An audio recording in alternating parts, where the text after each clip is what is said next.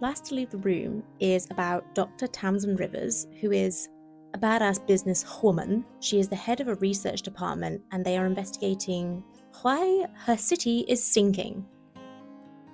The public are unawares, but the city is sinking, and Dr. Tamsin Rivers discovers that her basement too is sinking. Just small increments at a time, it is getting wider and longer. It's getting longer. And then one day a door appears, and she can't open this door for love nor money, and then one day the door is opened.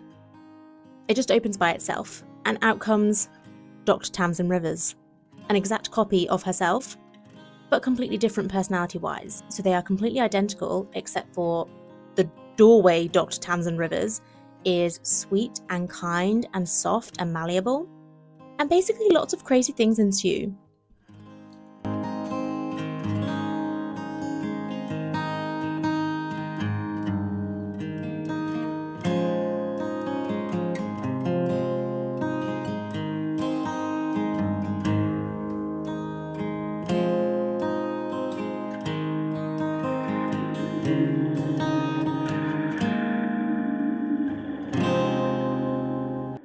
I have finished reading Last to Leave the Room by Caitlin Starling, and it was good.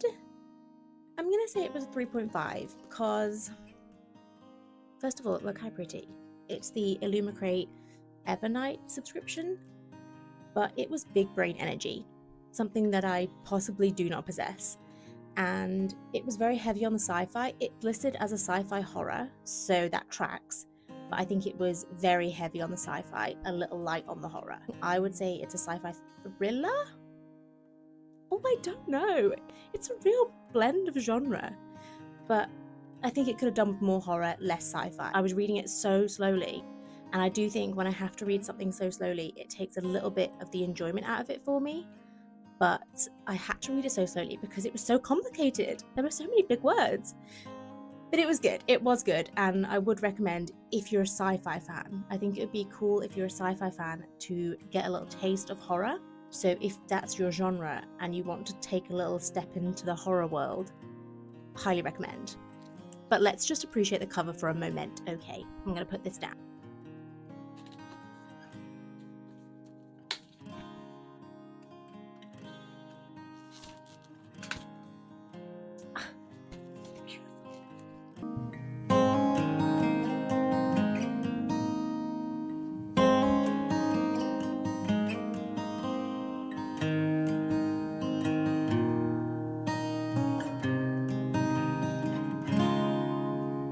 Because Last to Leave the Room was chunky, I am only 40% where that line is. 40% of the way through, probably. I'm really enjoying it so far. I think it is on track to be a 4-star, maybe even a 5-star read. If you haven't already heard of it, it's a collection of short stories, and I believe its aim is to highlight the way in which women and girls are portrayed and are seen, and it feels like a big feminist social commentary, and I love it. It's so good. Let me read you 2 quotes that I have highlighted so far. It's very boring to call people crazy because they don't do what you tell them to. May we take a moment to appreciate that. Stunning, Rachel. Stunning. We're now talking about a middle-aged businessman, and I just thought this was so beautiful and disgusting. I'd looked at his face and noticed his lips had completely turned in on themselves.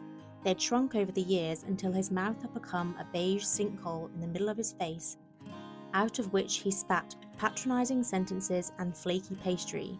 He wasn't worried about the future, he'd said. Need I say more? No, I need not.